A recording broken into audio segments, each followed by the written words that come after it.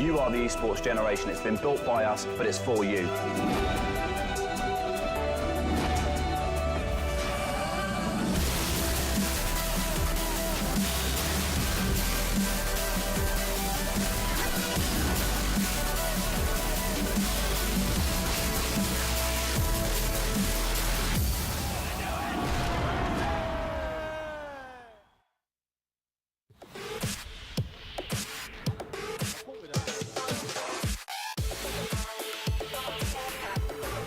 We're here for G3 at the Copper Box Arena, an iconic venue slap bang in the middle of the Olympic Park.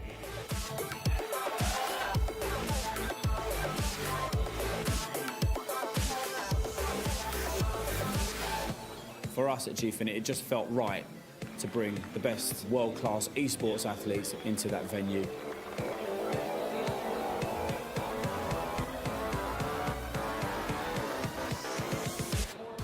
It motivates everyone. They want to be winning in front of that massive crowd, and it's great to have that sort of level of support.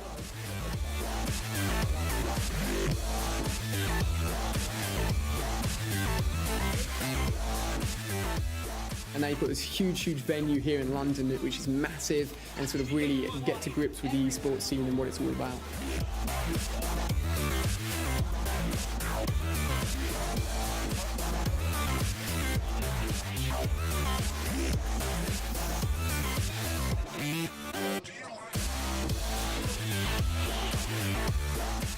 It's bonkers really, because we're in a massive sporting arena with 4 games, thousands of spectators and an amazing atmosphere.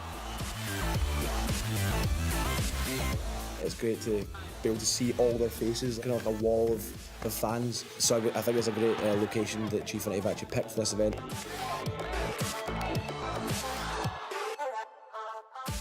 Gfinity are really rivaling the biggest tournaments that are out there, and the event here today for Gfinity 3 is just on a great scale.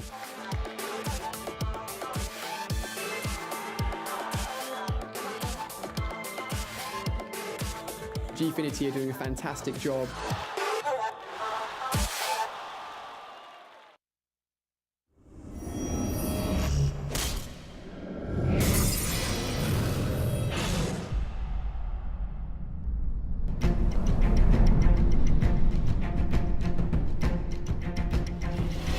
Welcome to Summoner's Rift. League of Legends is a fast-paced, competitive game combining the tactical intensity of a real-time strategy with the character development and ability-based combat of an RPG. 2 teams of 5 battle it out with one ultimate goal: to push into the enemy base and destroy their nexus. You control a powerful champion with a unique set of abilities. Since every game starts fresh at level 1, you get the chance to play a wide range of roles and champions from game to game. Each champion has a distinct play style and can fulfill different roles on a team. Fighters get up close and personal with their opponents. Mages cast powerful spells from afar. Tanks hold down the front lines. With over 100 available champions, things get even more interesting as the many possible team compositions come together. Because to destroy the Nexus and take the win, you're going to need a little help from your friends. Across the map are a number of objectives that your team will have to bring down on the way to victory. There are 3 paths to the Nexus, known as lanes. In each lane, minions for both teams push forward in waves. When killed by players, minions grant gold and experience. Experience lets you level up your abilities, and gold can be used to purchase items that enhance various aspects of your champion. Each lane also has a set of static defenses, 3 turrets and an inhibitor. Turrets are dangerous when attacked alone, but taking them down will bring you one step closer to the Nexus. Destroying an inhibitor floods that lane with more powerful minions to aid you in your push. In between the lanes lies what's known as the jungle. Here you'll find neutral monsters that grant gold and, in some cases, special buffs when slain. But most dangerous of all are your opponents, who could be lurking around any corner waiting for you to make a wrong move. Grouping up to push down a turret, roaming the map for kills, plotting an ambush from the jungle. League is a game of teamwork and strategic depth, and there are many paths to victory. Working together to break the base and destroy the Nexus is just one of the things that keeps players coming back. There's always some aspect of your game to improve. New champions to learn. New item builds to experiment with. New plays to make. A sophisticated matchmaking system places you in games with players of the same skill level. Whether you're brand new or a veteran pushing for promotion into the next tier of ranked competitive leagues. The highest matchmaking tier, Challenger, offers the most talented players a direct path into the professional esports scene, where the upper limits of competitive play are pushed to new heights every week. With multiple game modes, frequent balance updates, and new champions coming out on a regular basis, League is always evolving and growing. New champs, new friends, new strats. Every game starts at level 1, and every game's a new experience. See you on the fields of justice.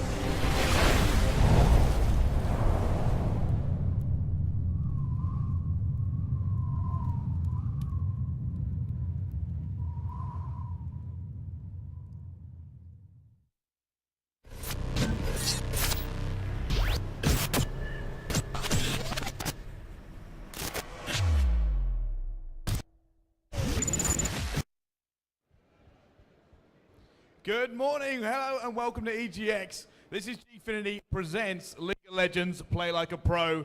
So we're going to get up here to play in our wonderful booths in just a second. But first, you've all been very, very patient and you look like a really good crowd. So I'm actually going to give you guys some t-shirts straight away. Anybody want any free t-shirts? Oh, see, it was a long day yesterday and I'm a little bit deaf. So that wasn't really good enough. Did anybody want t-shirts?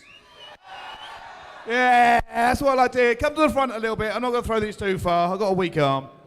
Okay. Does the left side want a few t-shirts? That was okay. Right side, do you want some t-shirts? Oh, they were definitely louder to begin with. Middle, what about you? Do you want some t-shirts? Okay, you get one as well. Who's got that? Okay, left side. Try this once more. Do you guys want some t-shirts? Not bad. I'll give you a t-shirt over there. Okay. So, this is the part where, who wants to play a little bit of League of Legends? A few people. So, we have the right-hand booth, we have the left-hand booth, we have admins in there ready to set you up. The accounts are unlocked. So, you have every skin, every champion. We've set you up all the room pages as well. So, I've been told by some of my friends who are Diamond, I'm not, that these are pretty good. So, you should be pretty much covered. I don't know what I was looking at. I was like, this is probably better than what I use, which is full speed. Okay, so who wants to go in the booth? Okay, let's you first of all, come up to me. Okay, do you want to go right or left, my friend? He's gone over there. Let's pick someone else. Let's pick you in the middle here. You come around the side, you can go in the left-hand booth. You want to make your way into the right-hand booth. When you get in the booth, it's basically pick order. So you just kind of, you tell the admin where you want to play, and you just fill in what's left, okay? All right, who else wants to play? Okay, I'm going to go with this guy. That is a serious afro. I like that. Yes. Let's do that. Only guy with bigger hair than me. Okay, let's have a look over here. Who wants to go in the booth? You know what? I love costumes. Do you want to go in the booth? You're in. Let's get in that booth. Okay. I don't know. There's a few people here in Teemo hats. If you play Teemo today, I probably won't be very impressed. Let's go for Chicken Hat Man. I love hats. I love hats. I love hair. This is going well today so far. Okay. I'm going to look in the middle this time. Anybody in the middle want to play a bit of League of Legends? Got a few people there. Just pick this man here. Joker on his t-shirt. Okay, how many have I got left in the booth there? I think I've still got 3 slots left in each. Okay, let's see. I'm going to pick man right on the end, big man. Yes, you're in the white t-shirt. I'm going to pick this guy right here, looking at me, give me that death stare. That was kind of mean. It's kind of mean. Okay, let's go back over here. I'm going to pick someone a little bit further at the back this time. Teemo hat for Dignitas. Let's do that. Dignitas man with a Teemo hat. Okay, I'm just going to do a numbers check quickly with my admins. 1 more left in that booth. Oh, 1 more left. Could be any one of you. Let's go with you, little man in front. Okay, quick numbers check. I'm going to just quickly check the booth, because I don't think anybody wants to coach or sit out today. How many you got? You're full. Are we full? Let's see what's going on. You got one more, that's it? Oh, well, unfortunately you win. So, don't worry, we're going to have more t-shirts and stuff later on. So the winners of this are going to get themselves some Riot swag as well. Stick around with the game because we do have professional shoutcasters here. I mean, they're pretty good. So they're going to make this game entertaining and exciting. And I'm going to hand over to these wonderful gentlemen. Thank you very much, Brycey. Hello and welcome, ladies and gentlemen, to the EGX Gfinity stage here in day 2. I'm Richard Polscam. Alongside me is James Stress O'Leary once again at the caster desk, and we are just about ready to get into the Champions League today. Yeah, man, I can't wait. We've got even Azir is unlocked today. Yeah. Unfortunately, yesterday we didn't have him quite unlocked on the client, but now every champion is available.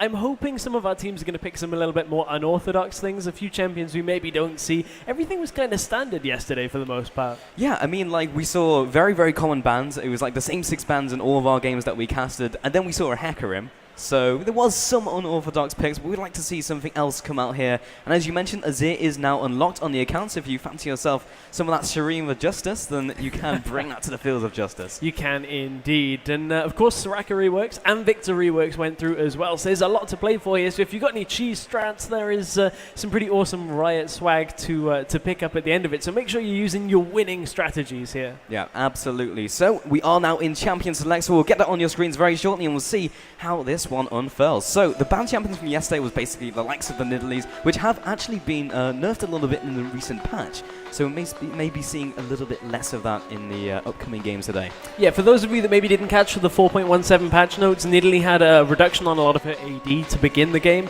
A lot of her base damages got adjusted down. AP ratios got adjusted up slightly to make sure that it was kind of one of those quality of life changes. He didn't want to hit her too hard, but she's ever so slightly weaker in the laning phase than she previously was. Yeah, absolutely. So the first 2 banned champions, Morgana and Tristana, really no real surprise when we get into this one. Tristana's just found herself as one of those strongest AD carries, or even the strongest AD carry for a while. Yasuo as a follow-up again is a pretty common ban. Man, that's a different ban. Somebody wants to play support over here because Leona's been banned as well. Typically not a champion you'll see banned out in the pro level because just of the way that the metagame currently is in support, Leona doesn't quite have the best laning phase for it, but clearly here somebody just doesn't want to play against Leona. Yeah, I mean, you've got the likes of Fresh, Janna as well, both of which disrupt the Leona, but we're going to be seeing that taken away here. Carly and Evelyn will round out those bans, and we do have the hover over Volibear. So I would like to see some Bear today. Yeah, I would like to see some Volibear as well. It's been a little while. Season 3 Spring Split probably would have been the last sort of time we saw Volibear a lot in LCS. So it has been quite a while. Lee Sin is a champion that is no stranger to competitive play. I don't think there's been many games in Worlds where he hasn't been picked or banned. Yeah, pretty much every pro will have that in their arsenal. Of course, Insec himself was playing the Lee Sin the other day to great effect. Don't want to be throwing out too many world tours, even though we really want to get stuck into some of that theory crafting. But Fresh has been picked up as the first pick from Blue Team, and the insta-lock of Quinn and Udyr from the purple team. 2 champions. Okay, we're starting the day off good. Okay. I'm glad about this. We've got 2 completely different champions that you almost never see in competitive play. Quinn as an AD carry just typically is not great.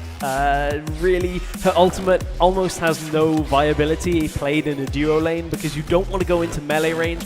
In a solo lane split push kind of style, top lane perhaps that is an option for Quinn. It has been tried a couple of times, never at the LCS level. Sometimes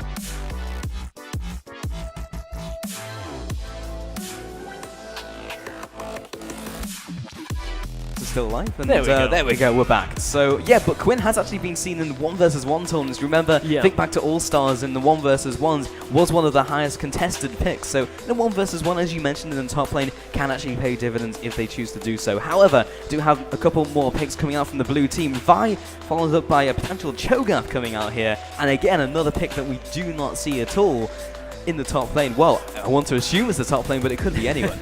Yeah, I mean, with Vi being locked in, I'd assume Cho'Gath is going to be in the top lane. He used to be pretty much a mainstay, but then every champion that you would want to play in top lane, and most champions in jungle as well, just kind of get beaten by Cho'Gath. They beat Cho'Gath. That's what I'm trying to say. Cho'Gath's not a very good champion because his kit is really reliant on landing Rupture, really reliant on that silence as well, and then building up to 6 stacks on Feast. So very difficult to actually get Cho'Gath through a laning phase. He's not a safe champion at all.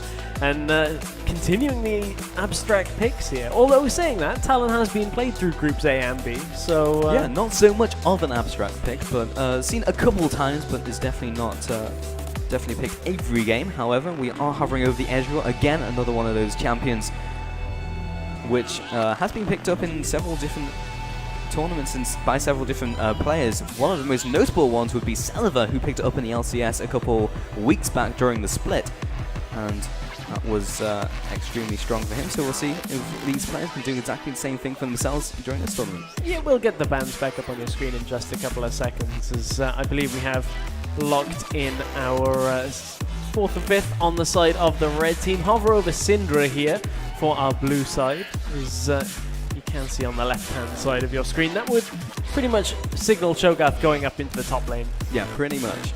I remember people tried to force Cho'Gath into mid lane, but it kind of didn't work. He's great AP if you can hit somebody with Rupture. Absolutely amazing. I mean, I think the last time I saw Cho'Gath was when there was a lot of Yorick in the top lane, even though we have actually seen some Yorick, but because you actually get your Carnivore passive from the ghouls, then you can actually get a lot of your health back during the laning phase. So that was kind of the last time we saw that. This time, clearly not a counter pick. Just wanted to play the Cho'Gath into this. And the next two pickups, well, it was the Syndra, who has been finalized and locked in as the last pickup from the blue team, followed by the Caitlyn as well. And we were just waiting for the final pick from the purple. So Ezreal getting locked in would likely tell me that this is going to be Quinn top. Which, as we said, has been played. Same kind of thought as Vayne top. You have quite a lot of scaling on Quinn. Quinn also, as you alluded to with the 1v1s, is very good because of the blind on any champion that is auto-attack reliant in those trades. So there is a lot of potential there for a 1v1 lane. The other alternative would be Ezreal in a solo lane, but typically haven't seen that for quite a long time as well. Yeah, now with the Lux lock-in, I'm going to have to assume that's a support player. So we're going to be seeing a long-range wombo combo with support. Remember back to like Season 3 and maybe the beginning of Season 4, you used to run like the Ezreal and the Lux. You'd hit them both at the same time with the ultimate. And both AoE and both do huge amounts of damage. So we might be seeing that down in the bottom lane this time around. Also got the Talon, and what are you thinking about this composition? Because of course we do have these assorted players here, Stress, so they're not going to be thinking about specific team compositions, but are we seeing any synergies between these picks? So our blue side actually does have a little bit of synergy here and there. They've got the Vi. They're pretty much playing a standard lineup apart from Cho'Gath. I mean, Caitlyn we've seen starting to come back ever so slightly. There's a lot of pick potential on that team. You look at the Scal of the Week, the Rupture, Assault and Battery, a hook from Thresh. There's a lot there in that mid game that he's going to be able to pick off a champion here and there. Whereas there's quite a lot of this skirmish potential on our red side. You put Quinn over in a solo lane, Udyr catches somebody out, and then you have that weird 4v4 and a 1v1 style separately across the map. So that's something kind of to watch out for if these teams can really get their teamwork up to the level of pro. And that's what it is here, guys. It's play like a pro here on stage. You're in the soundproof booths. The pressure is on. The prizes are there to be won. I mean, there is some pretty cool Riot swag being given away, so it's all to play for. Yeah, everything on the line. And you mentioned about the blue team, and it's very much like a Millennium-esque composition here, where they always run the pick compositions, always try and just get that mid-game up there. And well, if that was their goal in mind, they've definitely nailed it. Looking at the Cho'Gath, maybe a bit of an unorthodox pick there. But as you mentioned, you've got the Rupture. That's well, not only a knocker, but also a slow after that. If you do hit that, and multiple people can be absolutely catastrophic for the purple team. Just have to see how this works out. I really hope they're playing Gentleman Cho'Gath as well. I mean, why wouldn't you? Everything is unlocked on these accounts, of course, when you get here on the stage, so you can play literally anything you want. I mean, Jurassic Cho'Gath is also quite nice. That's true. But definitely a top-tier Cho'Gath skin. I think Gentleman is... that's the skin why I wouldn't bought. you? Yeah, exactly. It's too good. Looking at other things, what else might we see here in this game? Maybe Spirit Guard Udyr. Yeah. That is a skin you almost never see. And Udyr as well has also picked up the teleport, so we're going to be seeing some teleport plays. Udyr is seen as like a super strong counter-jungling jungler, so against Vi, that's basically the perfect matchup. And if you've warded an opponent buff, teleport in, smite that away, and should be able to make some huge plays in the jungle. That was something I was actually going to bring up, is that Vi has seen a lot of play recently, but the problem is when she comes up against a jungler that can 1v1 her in the early and mid game. And that's something that Udyr loves to do. That's pretty much exactly what Udyr is going to want to do in a game. He'll find you out in the jungle, battle you back, take your jungle away from you, and leave you with nothing. Yeah, that seems to be one of the only things that stops Vi from being a tier 1 pick right now. When you look at all the top tier junglers, you look at the Lee Sins, the Alizas, the rest of them, including like the Kha'Zixes as well, she's like just a peg below, and just being not very good in that 1 versus 1 scenario in the jungle literally just keeps her from doing that. Yes, indeed. Now, I wonder whether today we're going to see any Sion, because it'll be kind of like a last hurrah. He's been around for quite some time, And I don't know whether, did any of you guys see the rework that came out last night? Anybody catch that? See the finalized details on Sion? Who thinks Sion is going to be awesome now? Yeah, we all liking the Juggernaut, the undying Juggernaut, I think they're calling him now. Looks pretty sick. Cool. Yeah. That ultimate, man. You just charge halfway across the map. I think we were talking to some people, and apparently it goes from like the gap between inhib and inner to like all the way halfway down mid lane. So it's pretty cool. I'm looking forward to seeing that when it comes out. But I hope somebody, if any of you guys get picked, if any of you plays Sion, I don't know. I'll find something else to give out as well. We'll give out some extra swag from the casting desk. I don't think anyone's going to miss the old Sion, though. Just the old AP Sion. Really? Yeah. Like, from the jungle, just appears, stuns you for 2 seconds, and kills you. No, it's in mid lane where he's always there. Yeah. And always Back imposing. to season 1. Yeah, hits you with a Q, hits you with the shield. Remember when I had the 1-to-1 ratios, along with Alistair, who had the 1-to-1 ratios in season 1? Those were dark times. But yeah, we want to see some unorthodox stuff from you guys. We want to see, I don't know, AP Shaco top. I'll show a shout out to one of the UK players, Tundra, who does that. Yeah. Builds 6 Doran's rings, just hits you with the a shiv. rings, Hits you with a shiv and you just die. But yeah, anything like that, guys. Just make sure you're having fun as well. But Play make sure to you're win. good at it, because you want to win the game. Yeah, because exactly. you'll get even more prizes. But anyway, guys, we have gone through that 3-minute delay. We are now on to the rest, so we should be getting it on your screens right about now.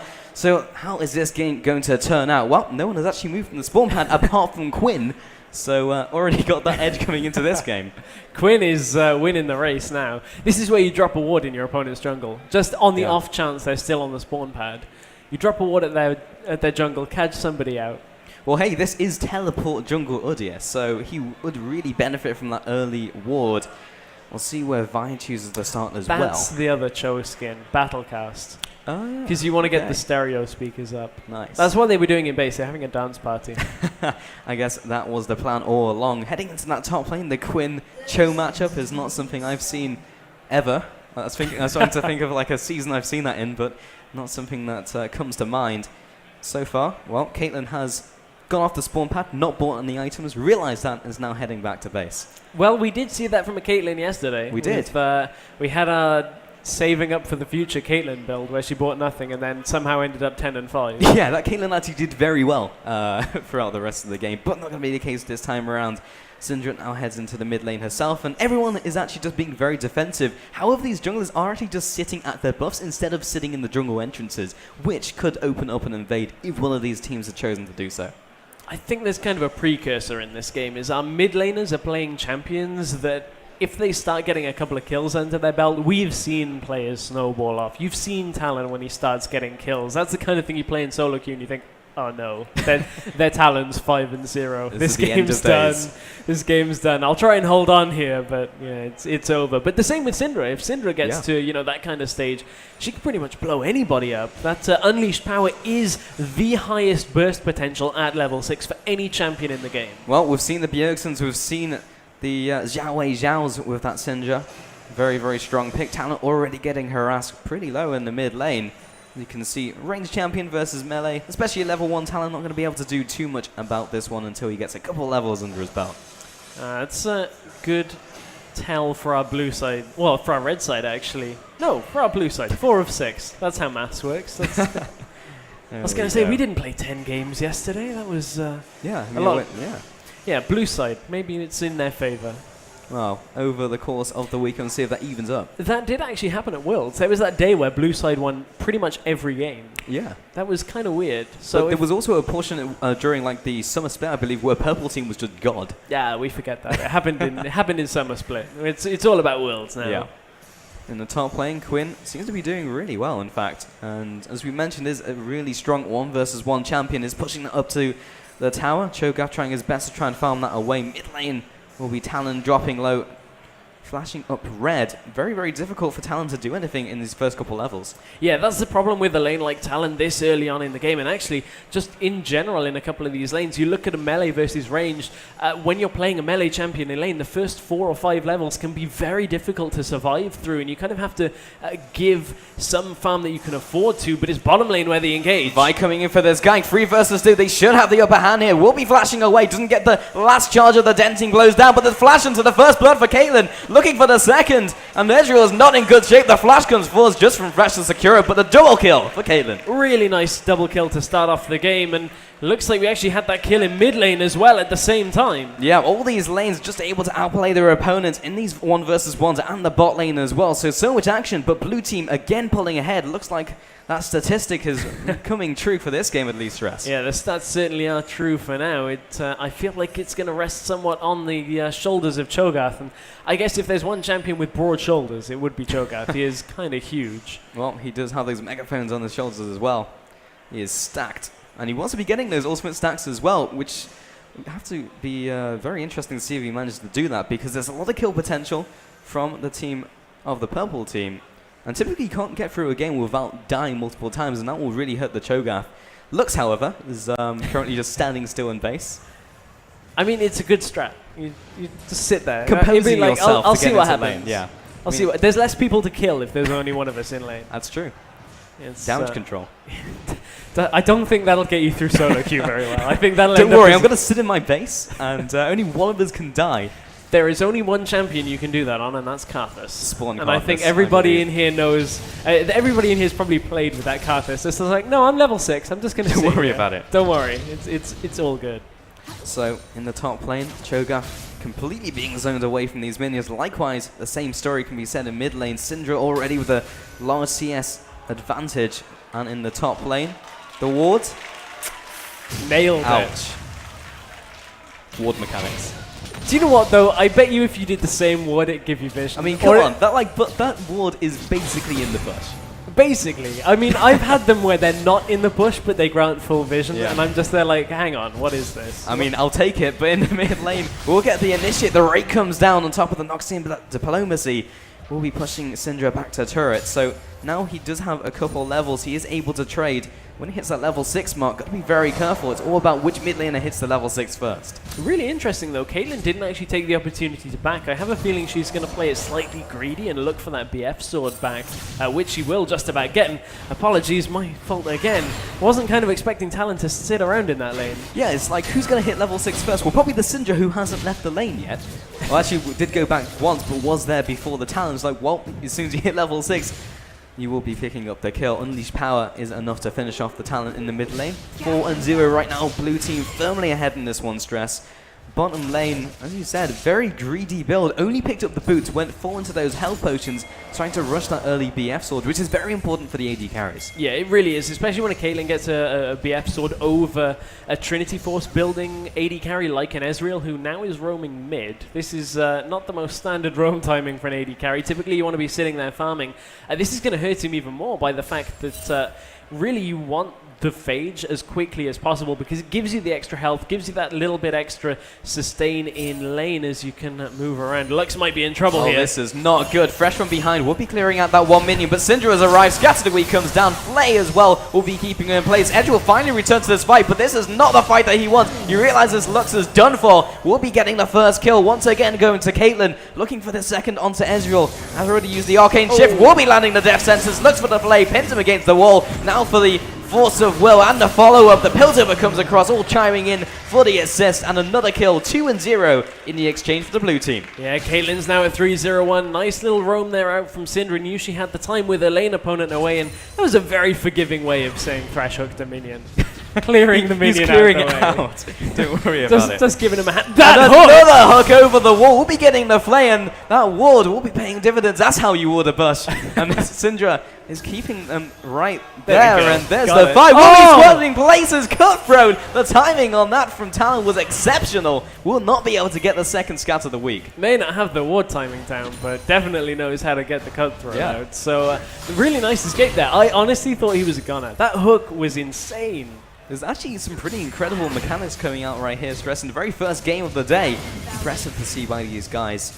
So currently 6-0, despite those amazing plays from both these teams. Haven't been able to result in many kills as Talon is flashing up red. The Ignite is ticking down. And again, Syndra didn't even use Unleash Power. Yeah, I have a feeling Talon's sitting around a little too long in lane. He really should have backed out after surviving that. I think that's kind of just a little bit overconfident, saying, hey, you didn't get me last time, you won't get me this. Oh, wait. I'm a bit dead. But the worst thing is, he'll return to lane. Yes, he has his ultimate. Yes, he has the ignite. But Syndra's still managed to hold onto the unleashed power, and the same thing will just happen all over again. So I kind of feel like down in this bottom lane they picked Lux because it's a very similar champion to Morgana. You know, pretty much their kit is the same. The only thing that really changes, and it's the part that changes that is vital, is the fact that the shield does not prevent crowd control for Lux. It is only just a damage-soaking shield, and that's a massive difference in this bottom lane against a champion like Thresh, where really you just want to avoid the hooks. And the other interesting thing about Lux is he didn't choose to pick up a gold item. That too. Has 8 CS, doesn't have a relic shield, doesn't have a Spell Thief's Edge, which is typically the item of choice for those long-range support players, but not going to be what we're seeing right here. And the Syndra comes flying into lane. Oh, the death sentence comes across. Doesn't matter about your arcane shift today. We will have this teleport coming in now from Udyr. Not the best place to teleport into in the middle of 4 players. Will be nuked down. There's the unleashed power we were seeing from before. Another 2-for-0 trade for the blue team. Oh man, Phoenix Udyr just comes into lane and pretty much I immediately regret my decision. Yeah, it's not something you can do too much on Udyr in general. I think Lux got hooked again. Yeah, the hook comes down, Ace of the Hole comes through, and Thresh once again making these plays has set up so many kills for his team and is going full bond with the 007, and now in the middle lane we'll have the talent for the roam. Has managed to stealth up, the hook doesn't land, but had to use the Shadow Assault defensively. Oh man, you could see Thresh wanted to go on that, but he knew that's a sign of a player that has played against Talon a fair amount, because you don't want to cross into that Shadow Assault, because once the animation finishes, all of those blades will fly all the way back. And out of mana is Cho'Gath here. Yeah, we haven't really paid too much attention to the top lane for quite a while, but it's just been Quinn punting the Cho'Gath around. Significant gold lead, 30 CS ahead, has already picked up the Bilgewater Cutlass, so clearly looking for the Blade of Ruin King. Typically you will see either a Blade of Ruin King or the Trinity Force build, kind of like a Jax build to be honest on the Quinn. Yeah, very similar, and actually one of the things that changed in the patch notes, going back to the Talon, is Cutthroat now will no longer silence. Yeah. That was one of the small changes that is a little bit of a weakening of Talon. He used to be able to silence when he jumped on somebody, now not so much of a factor. But I wonder how that's actually going to affect his kit. Seems to be putting him in a pretty sticky situation right now, but a solo dragon attempt is coming out, and that is what you can do with Udyr. Well, Quinn's popped the ultimate, moving on to the Vi in the jungle, but that hasn't worked out well at all. And Voltbreaker will pick up that kill as Syndra just closes in with the pincer movement. And even the top lane, the kind of one saving grace of the purple team, has just, met her end at the incredibly fed rest of the team. I mean, if that had worked out well, I'd be saying that exactly is what Quinnel is pretty much only good for, is roaming across the map. It's not great in a situation where you're an AD carry, but it's not great when your team is 11-0 down. Yeah, it's not looking good at the moment, 11 minutes in. What do they have in terms of win conditions? Well, in the mid lane, he's not getting completely out-farmed. He is just, however, 5 kills down on his lane opponent and is nowhere near to finishing any items so far, but it's looking towards the early tier map. It's okay, guys. I'm even on farm. Yeah, I didn't get completely outplayed. Well, only 3 times. Only 3 times. It's However, okay. We do have the godlike Thresh waiting in the bushes, looking for this death sentence. Will be charging it up. Has been duped by Talon, but that's just lined him up for the flay. Piltover comes through. Again, the defensive Shadow Assault, but now Udyr is under attack. Will be able to get back to his turret. But now, with the blue team mobilizing, they should be able to move into the mid lane and maybe pick up some objectives. But that one tower has also picked up the dragon. Lux is also out of position. We'll have to head back underneath the sanctuary of the inner turret. Yeah, keep in mind it was Udyr that actually took down Dragon. So the Dragon went over to the purple team. So as yet, that's the only objective they've actually had. And I mean, Ezreal does get dropped low. Here comes the engage. That's another objective in the form of the Ezreal. Charging up the Voltbreaker, won't be able to take the Lantern, but another 1-0 pick in the jungle. As we mentioned, this is a very Millennium-esque pick composition coming out from the blue team. And so far, it's been working wonders not only in the bot lane, but all over the map, especially when the Thresh has been roaming. Yeah, it really has. And that's a surprising thing here for what is essentially a mixed team, is our blue team are actually grouping up fairly well. It'd be very interesting to see if they have somebody in there that's calling the shots. It feels like someone is shot calling right now, as Lux also just falls victim to the Thresh, who just doesn't give it all those death sentences. But you'd have to think someone is shot calling, because they are making these map movements. We'll be getting the rate coming down, but there's the ignite. Needs a couple more auto-attacks to finalize this kill. Will be flashing forwards, doesn't get the last dark sphere. So again, the defensive ultimate and the flash burning summoner after summoner. Talon will get away from this one. Talon this time gets away with his life, but this is a very bloodthirsty game so far. Quinn is on the roam. Oh, Vi cuts her off. Vi coming over the wall with the Vault Breaker, and then there's 1 versus 1 trade, not getting the better of it. But doesn't have any mana on that mid laner, however. Will be able to chase her down. Gets the Sky Strike to finish off the kill onto Vi. So the first kill of the game picked up by Quinn. Oh, no flash available, otherwise you would have thought perhaps a flash vault was going to come out there. But nevertheless, picks up a kill off that Roman. That's what Quinn ult does.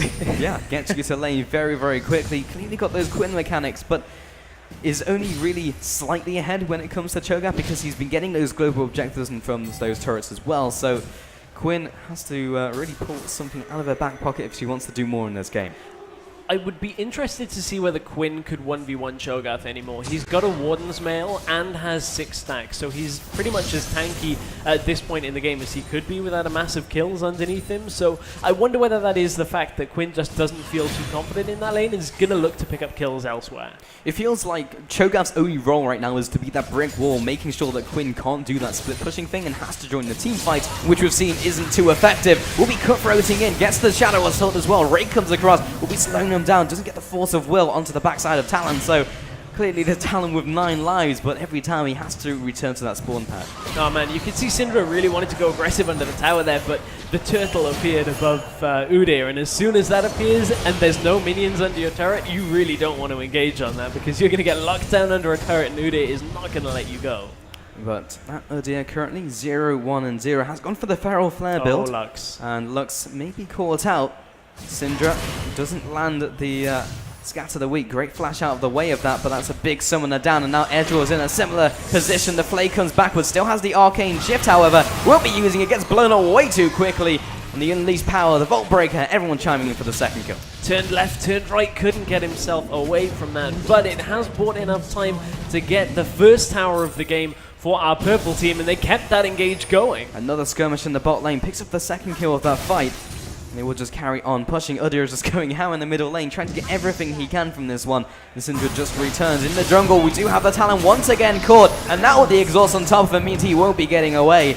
And a third kill in quick succession for the blue team, plus the blue buff invade. This is going extremely well all over the board. It really is. Now, one thing that Quinn getting that kill does mean is that it's not going to be a whitewash anymore. Here's that 1v1 we were talking about, but this is going to be a disengage from both sides. Oh, neither of these guys really do too much damage to each other. Cho'Gath has gone full tank, so he doesn't deal damage, and as a result of going full tank, Quinn doesn't do any damage to him either. Yeah, it's kind of one of those top lane fights that we come to expect in top lane recently, is that nobody really kills each other. And we'll see what they can do in team fights if it even gets to that stage, because Purple Team, while they have a decent team fight, haven't really managed to get to that stage as the Rupture comes down and they just kind of peter out again because they can't really finish each other off. Yeah, not a lot going to happen up in that lane for a while. But interestingly enough, Syndra has opted to go for full penetration, getting that Void Staff and the Sorcerer Shoes early on. That's going to make sure she hits hard every time she does land everything, but typically you'll build AP to start just because of the way that it'll just maximize your damage rather than kind of making the small amount of damage you do have even more powerful. Yeah, or even flat penetration, because early game that is way more valuable because you will be getting their magic resistance to 0 rather than just cutting it by a percentage, which is more of a later game build, and also considering no one has built magic resist apart from Udyr. Yeah, that's the other thing, is it's only useful if there is a lot of magic resist on your opponent's side. That's why typically you'll see a big, needlessly large rod item out of a Syndra. Yeah, not going to be the case in this game, however, but either way, the build appears to be working. 5-0 and 4. And the Flay, once again in the jungle, will get the slowdown. Scatter the Weak as well, keeps him in place, looking for that death sentence, but doesn't even need it. Cutthroat's in, gets eliminated by Syndra. Once again, another kill comes down, 17 and 1. And the blue team is looking like a whitewash. It is looking pretty good for them. I don't see too many ways that our purple team can come back, but it is, you know, two teams that aren't really anything more than mixed teams, so anything can happen in games like this. That's true, but Vi has managed to catch out the Udyr, and he is in the wrong jungle. Assault and Battery comes out, and once again, the godlike Syndra comes in for the kill. Dragon has just spawned, and this will be an easy objective for the blue team to even up those dragons. Yeah, it's going to take their lead up to about 7,000 gold between these two teams, so that is a good position to be in at 18 minutes. That's actually kind of a lead that you'll see typically just snowball very quickly into a game win, but we'll have to see. Lux forced to heal there. Well, good luck. I think you're going to need it. We'll be able to duke out the way of the death sentence, but it doesn't even matter with the rest of the team around the corner, able to finish off that kill. Also managed to pick Ezreal up in the background. The one thing that the blue team hasn't picked up, though, is the turret, but I feel like that's going to change very quickly. That being said, the Sailor lanes from the purple team are trying to take the turrets themselves. Yeah, this turret is very low, but the problem is Caitlyn is now tanking a lot of turret shots, forced to heal out herself. Yeah, Udyr was there to punish, but if only he can flash. He doesn't, unfortunately. He doesn't currently have that teleport, and one of the reasons why Udyr isn't picked very much anymore is he isn't able to close that gap without flash, and if you don't even take that into the game, it becomes very difficult, as that Udyr may be caught here. Catches the minion. Doesn't miss the hook. Just doesn't hit on the target that he wanted. In the bot lane, they should be able to pick up this turret, however. Yeah, they will get that down, and Talon spent quite a while up in that top lane, just kind of waiting around for Cho'Gath. The problem is Quinn didn't push the wave in, so really no chance of getting into lane without the tower seeing him. Kind of strange. Yeah, it's like, push the wave. It's like, oh, I'd rather just last hit. Okay, I guess I'll go back to mid lane, and now he is falling behind on farm. I was going to say he's managed to keep him from farm, but there is a large disparity now. Gfinity 5 in the top lane has managed to pick up that turret, so 2 turrets are free, which is actually not horrific. But then you turn your attention to the kill scoreboard, and it's not looking as good. Yeah, not looking so great. 7-0-5 Syndra. This has kind of turned into a competition of who can get the most kills on our blue side. Syndra is currently in the lead. It was kind of even for quite some time. Now she's picked up a needlessly large rod. So there we go. Going to start spiking people even harder. Also haunting guys. So just get every magic pen item. Yeah.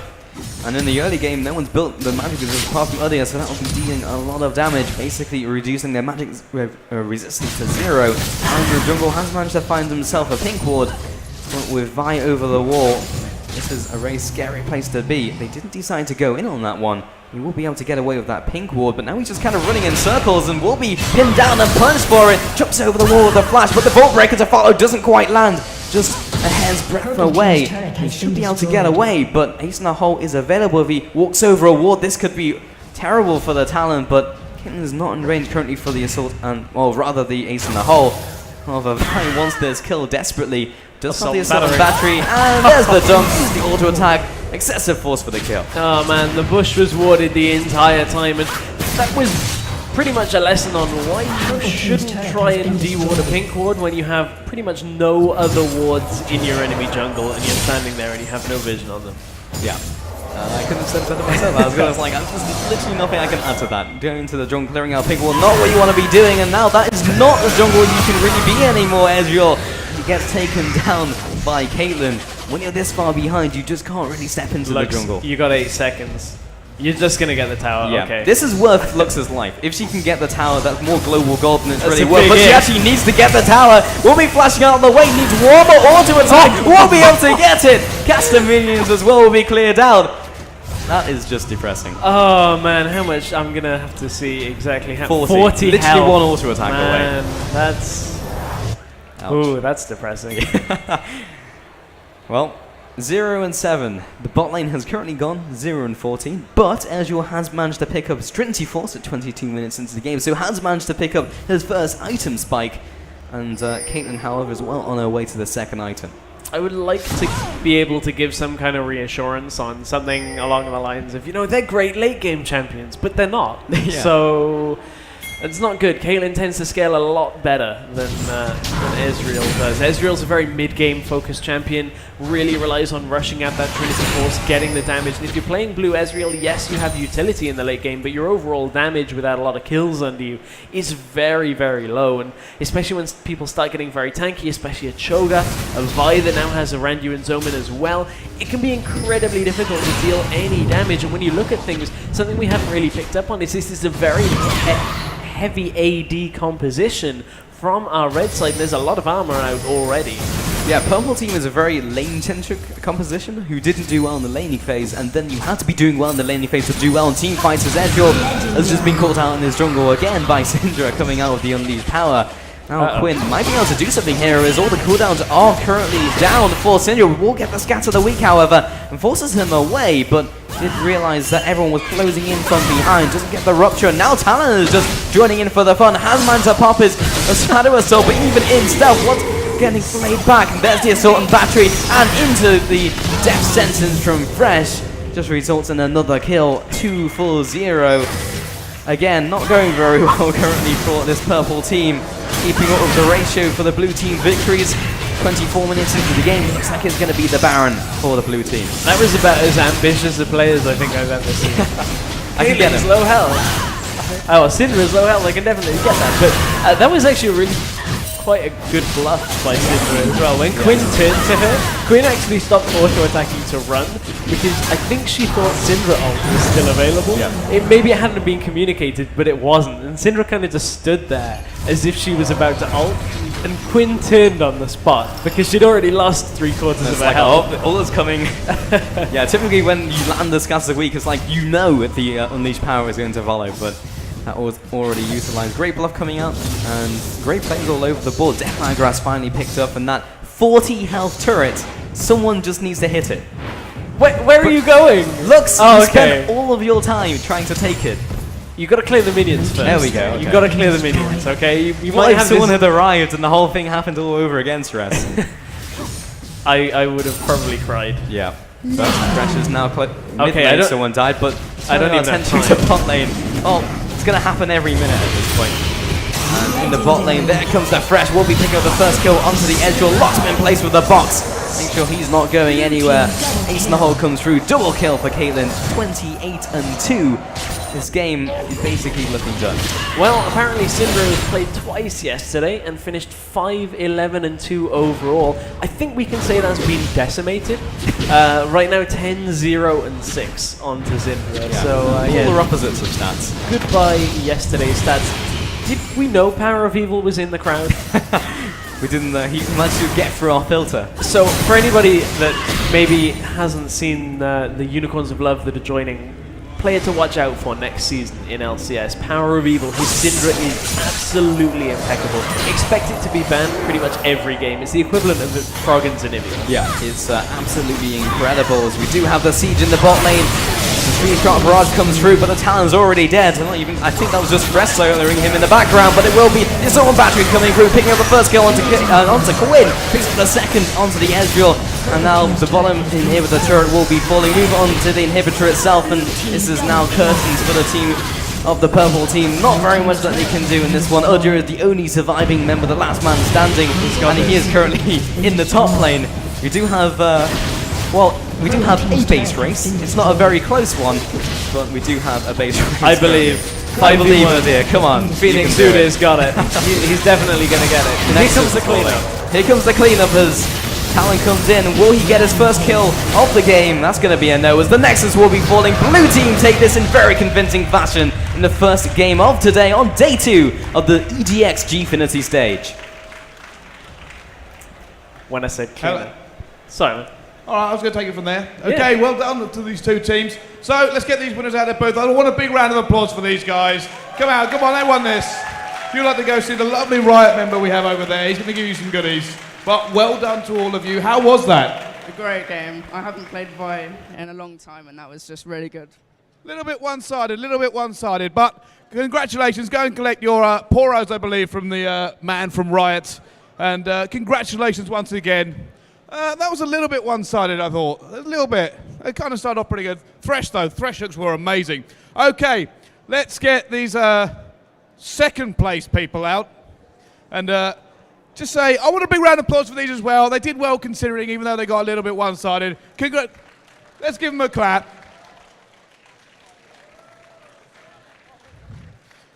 How was that? I mean, you didn't do great. No, we didn't. Well, commiserations to you guys.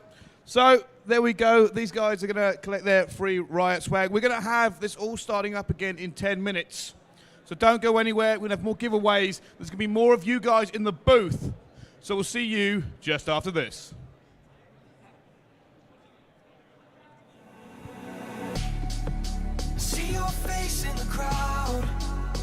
all seem so far away. The only thing between us is empty space, empty space. Even when the music is loud,